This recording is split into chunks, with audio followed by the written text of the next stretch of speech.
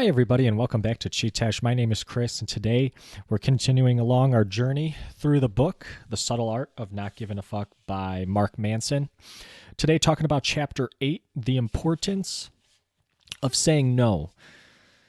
And when I was reading this chapter, I had thought about a previous book that we read, The One Thing, where in The One Thing, one of the main points in that book is focusing on your one thing and saying no to everything else that comes in your way. Because when you have your one thing, nothing else really matters. And you don't need to create to-do lists of things to do. You already know what you need to be doing, and you spend all your time doing that thing. And that's kind of what I thought about reading the title of this chapter. And it goes into some different avenues as well, and we're going to talk about relationships in this chapter. Last time we talked about Chapter 7, Failure is the Way Forward, and pretty self-explanatory. That chapter kind of spoke about you really only get anywhere in life from having those failures and getting feedback from those failures. Now, I've heard some people say, oh, you want to learn from other people's failures. And maybe that's true. And you definitely can learn from history, because history, those who don't learn from history are doomed to repeat it. But there's a line from a Kid Cudi song where he says, it's off his second album. He says, you remember the things that your parents said, but you'd rather find out the hard way. And I think that's really not the only way, but it's the best way to learn is when you experience it yourself and you get that bad taste in your mouth and then you seek out a change. So that was last time. Today, the importance of saying no. We're going to go right to the first slide. And Mark opens this up. He's got a story about him traveling to Russia. But he first starts off by saying this thing about freedom. Later on in the chapter, we're going to talk about the paradox of choice. And Mark says that freedom grants you the opportunity for greater meaning, but by itself, it's not much. So I get this quite a bit in my life where I want to work, get ahead, to then have my time off, but it's almost like I am just doing that for the sake of collecting time off in a bank. Like I am doing it to collect the amount of time, and then once it comes time to use that time, I know I'm saying time a lot here, it's not really filled with anything maybe super meaningful. I end up just maybe watching YouTube or watching Mad Men, which is what I'm watching right now. And there is a time for recreation, or as my dad calls it, recreation, and that is important. But a lot of times I'm trying to get ahead to then, make time to work on this podcast, make time to read another book, to post more YouTube videos, but it ends up not exactly happening that way. Sometimes it does, a lot of times it does, but it doesn't exactly happen that way. So I think that's what Mark is saying here. Freedom just for the sake of freedom isn't really what you should be striving for. It's then what do you do with that free time? What do you do with that free time? And it is such a thing where you have too much freedom and you're all over the place. And Mark says, the only way to achieve some sort of meaning is you narrow the freedom down. And I think what he meant here is you narrow it down so in those little moments where you do have the time, you're spending it on the stuff that truly matters. So Mark travels to Russia, and he notices in Russia that the Russian people have a very bluntness about them. And it rubs a lot of Westerners the wrong way. But he says that they have this bluntness because they've lived under communism for so long. And because of that, they really value honesty and trust. And how do you be honest and trustworthy? Well, you have or excuse me, how do you be trustworthy? You have to be just brutally honest with people. So they are super blunt about things and very, very direct. Mark gives an example. She says, first week I found all of this, or no, where was it? If someone is being an asshole, you tell him he's being an asshole. If you really like someone, you're having a great time, you tell her that you like her and you are having a great time. What does she say? Oh, okay. In 2011, I traveled. The weather sucked. Everything was overpriced. Anyway, there was a story here. He was on a coffee date with a Russian girl. Within 3 minutes of sitting down, she looked at me funny and told me that what I just said was stupid. I nearly choked on my drink. So super blunt. So that's in Russia. He says over here in the United States, in the West, trust has kind of lost its value, so to speak, because everybody's busy trying to just be super, super nice and trying to be affirmative and, toxic positivity, I guess maybe what you would call it. Just people don't really want to say things like it is because they don't want to hurt people's feelings. But, as Mark states, rejection makes your life better. Rejection makes your life better. And yes, like my slide there says, people tend to be as accepting and as affirmative as they possibly can. But when you reject something, you actually stand for something. If you're not down to do something, well, then that's you taking a stand against that, and you're not just going along with it. I, myself, have a tendency to just kind of go with the flow of things, which is both good and bad in a lot of instances. There's sometimes where you just have to, if you're really not comfortable doing something, you just got to say so. And you just don't do it. And here is where the power of no comes into place, because when you reject alternatives and you just focus on the one thing, focus on a singular thing. Again, this is ties right back to The One Thing by Gary Keller. You value that one thing so much and you work at it, and you get to watch that thing grow, whether it's a skill set, your job, finishing a book, little things like that, finishing a book, relationship, this podcast, what have you. You understand what you value, you understand what's worth working at, and you just reject everything else.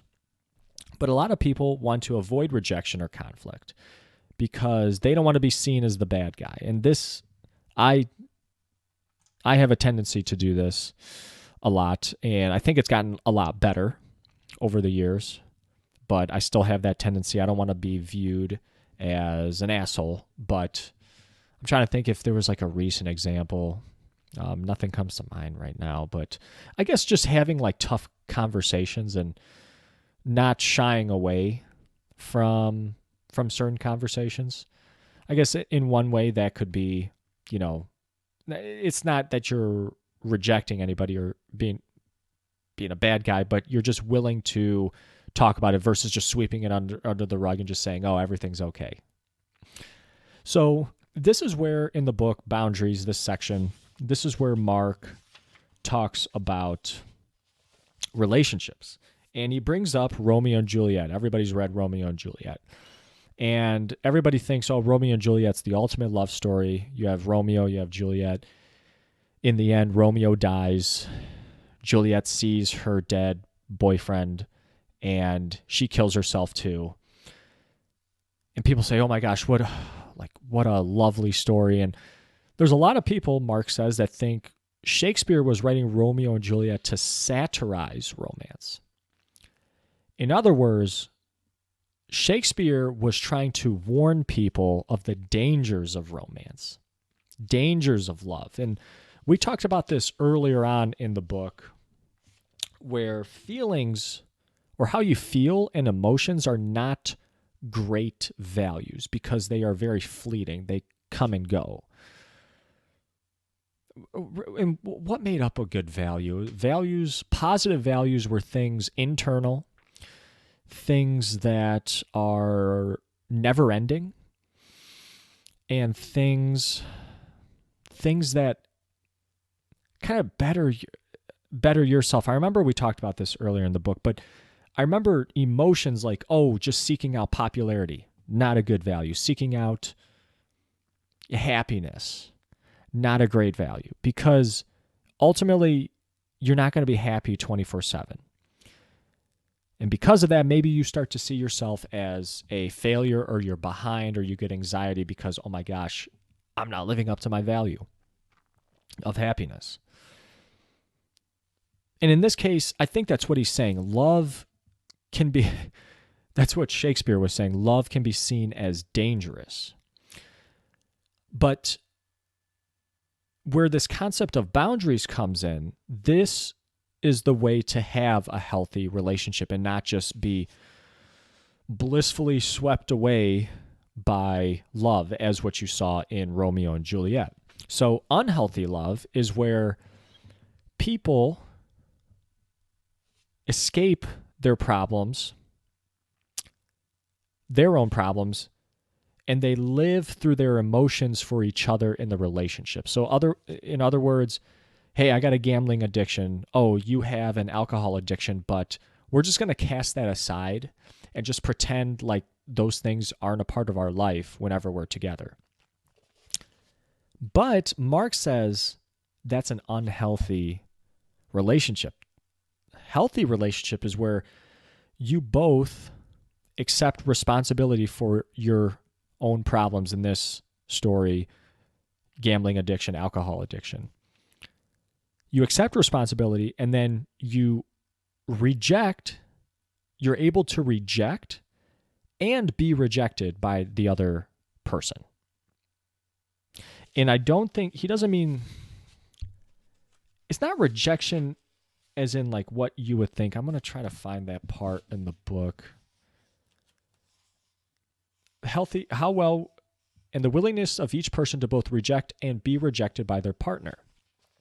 Anywhere there is an unhealthy or toxic relationship, there will be porous sense of responsibility on both sides, and there will be an inability to give and or receive rejection. Wherever there is healthy and loving relationship, there will be clear boundaries between the two people and their values, and there will be an open avenue of giving and receiving rejection when necessary. By boundaries, I mean the delineation between two people's responsibilities for their own problems. People in a healthy relationship with strong boundaries will take responsibility for their own values and problems and not take responsibility for their partner's values and problems. People in toxic relationships with poor or no boundaries will regularly avoid responsibility for their own problems and or take responsibility for their partner's problems. I think we're going to get to the rejection thing if I remember, I want to come back to that. Oh, and that last bullet point, that's kind of what I was just reading there. But the boundaries are set between the problems that you have and the values that you have. So in other words, my gambling addiction is my responsibility. It's not the person, my wife's responsibility, my girlfriend's responsibility. And it's up to me to solve that issue. Now, coincidentally, the addiction on my wife, girlfriend, partner's side, the alcohol addiction, that is something that she has to deal with. And there's a clear boundary. It's not me just it's not me just only focusing on her problems and not focusing on mine. I'm staying in my own lane. And this is where people fall into two traps, Mark says. So you have people expecting other people to take responsibility for their problems. So my gambling addiction is my wife's problem too. We're together. She's got to help me, or I can't help myself. Or, hey, forget my gambling addiction. I'm just going to help my wife out. I'm going to take responsibility for her problem because, hey, maybe it gets me away from having to deal with my problem. Or maybe helping her out, I'll get something in return that's valuable for me. So in the end, you just have people just avoiding each other's problems. But as Mark says, kind of what I was just reading in the book, their healthy relationships are where both people are solving their own problems to then feel good about each other. And those two traps at the top of the slide are kind of this victim and saver mentality. So the victim creates more problems to get attention and affection. The saver solves more problems to deserve attention and affection. They both want the same things, but they're going about it in two different ways. And Mark says this is not the road to a healthy relationship where you have just, one side who's just constantly trying to help you out because they think helping you out will give them some attention versus, one side is just blaming everybody else for their problems or creating just more problems so they can get affection and people can feel sorry for them. That's the victim and the saver mentality. But in the case of boundaries, each partner is supporting themselves. And I will say each partner is supporting themselves, but I don't think it's like you can't ask for help from the other side. Like they are there as like a lifeline, maybe, if you need it, but they're not the sole driver of coming to a solution of your, in like the example we were using, gambling addiction or alcohol addiction. And that last bullet point, and I said damn, but in the book he's saying fuck, so I guess I'll say fuck. Not about giving a fuck about everything your partner gives a fuck about, but giving a fuck about your partner regardless of the stuff he or she gives a fuck about. I feel like that's all that needs to be said there. Next slide. How to build trust. Going back to like the Russian example earlier in the video. How do the Russians have trust in each other? Well, they're just brutally honest. They'll just tell you like it is.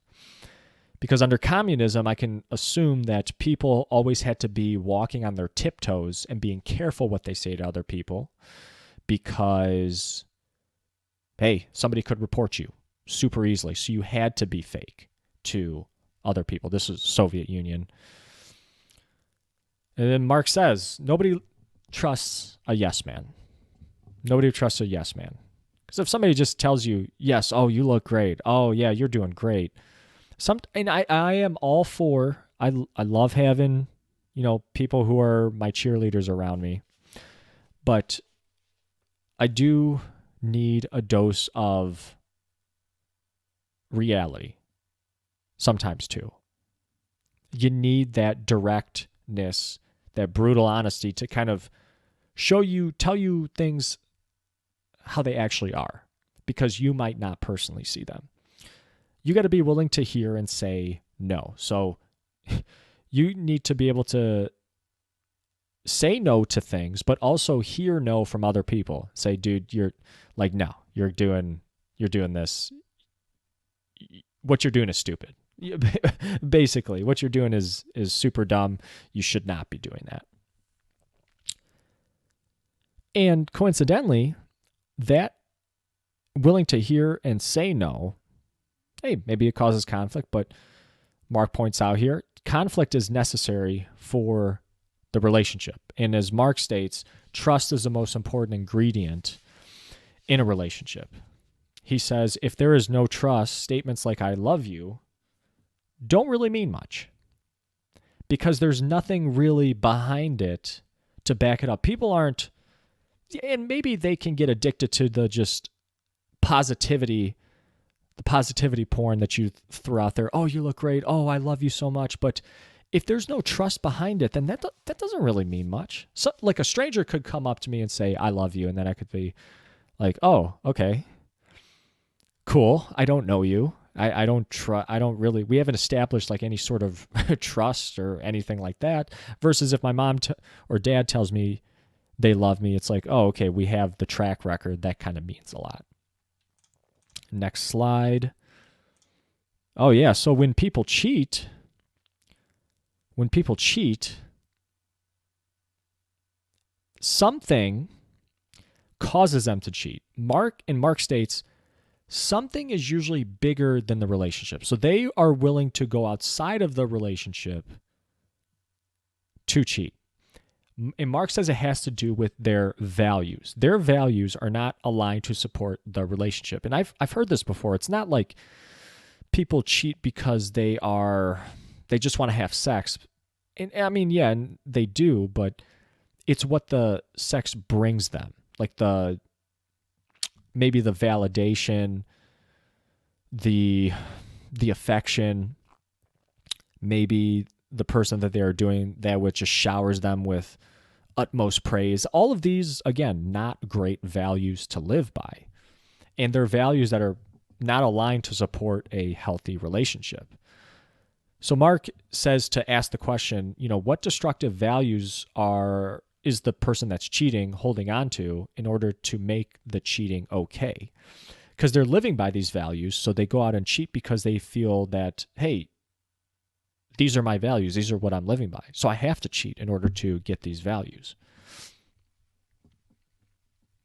And when you cheat, you break the trust. And when that happens, you have to rebuild the trust. And Mark lays out here, the trust breaker. And it doesn't even have to be cheating. It can be, other things that you do to break the trust in a relationship. And Mark lays out a couple steps here, where he says, okay, step one, the trust breaker has to admit the true values that caused the breach. And then you just have to, day by day, improve that behavior over time. I don't think I'm going to find the specific spot, but he lays out these two things. And this must be pretty hard. I mean, to rebuild it over time, improve that behavior over time, yeah, that's going to be super difficult. But if you truly value the relationship, you probably will go through it. You probably will do these things. And if you're not willing to, then that says something about how you value the relationship, what your values are. And then at that point, it's not going to work. But at least that way you know. Both people know. And yeah, I'm sure it's going to be super painful, not fun. But at least you know, and then you move on. Or you work at it until the train gets back on the tracks. And Mark says it's like a china plate. You break the china plate. It's this nice dish, beautiful, well-designed, but it breaks into pieces. It's still possible to glue it back together. It's just going to take some time. I think this is the last slide. Freedom through commitment. Yes, the paradox of choice. So the more options, the less satisfied with our choice we are. So you have two options, A and B. You select A, you feel pretty good about it. Like, okay, yeah, I can discern that A was the best option for me. But you have A through Z, you choose A, and then it's all of a sudden you start thinking, well, I don't know. Now that I think about it, Q kind of looked pretty good, So that's what Mark says in the book, and this paradox of choices has been around. I've heard this, many, many times outside of Mark's book. The more options, the less satisfied we are with the choice that we make from those options, because it's harder to feel certain. Did I really choose the right one? There's so many other options. Am I sure that this one is the best one? And it could potentially bring about some anxiety, some angst. You might question yourself or rethink things. And Mark gives an example here. When you've been to, let's say I've only been out of the country once. I've been to Iceland. So if I go out of the country again to like Spain, I might really value that trip. But if you've been to 20, and maybe even 20 is not a lot, but you've been to like 50 countries, the chances that the 51st country adds anything new is less. This is like an add-on to the paradox of choice. Just the more experiences you have, then there's not as much new to learn from it. I guess is what he was trying to say. And I don't know, all 20 of these countries could be in Europe. Right? So you go to your 21st country, it's in Asia. Yes, I'm sure it's going to be different.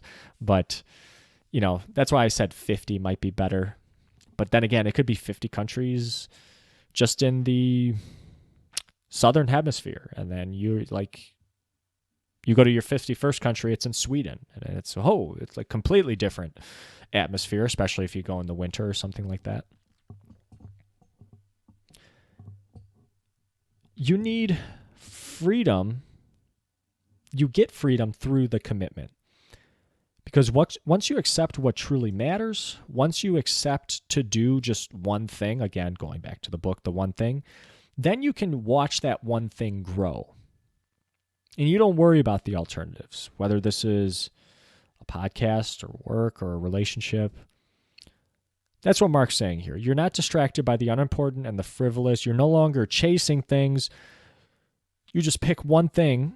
And yes, it might seem like, you don't have the freedom to move around anymore and do other stuff because you've picked the one thing. But in that one thing, you achieve a success and you get really lost in the details of watching that one thing grow into something bigger. And then that from growing, then you have freedom later. It's,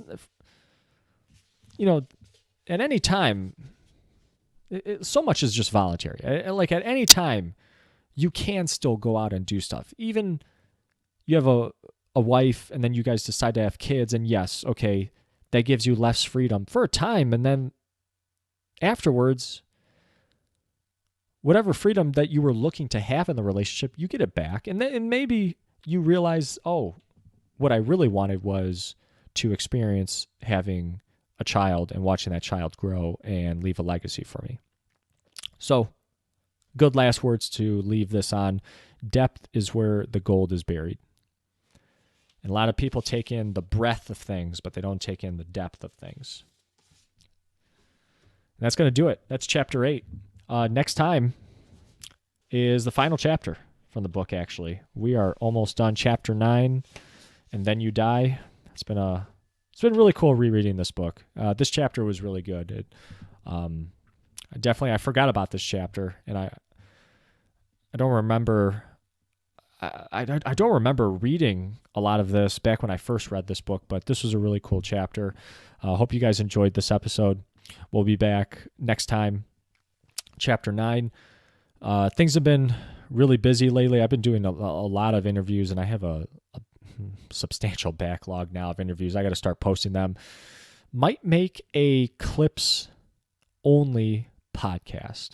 So similar to how Joe Rogan has the Joe Rogan clips on YouTube, on Spotify, and he posts his full episodes, I might do something like that just to not clog up the regular podcast, which you can find Google, Spotify, Apple, Amazon, Samsung. But that's kind of what I've been thinking about. Some great guests, though, coming up. Tom Carr episodes are coming out now. The full interview will be out this weekend. Yeah, and just big things to come. Just keep at it. Freedom through commitment. Committing at this. So thank you guys so much for listening. My name is Chris. This has been Chee-Tash. Take care, everybody.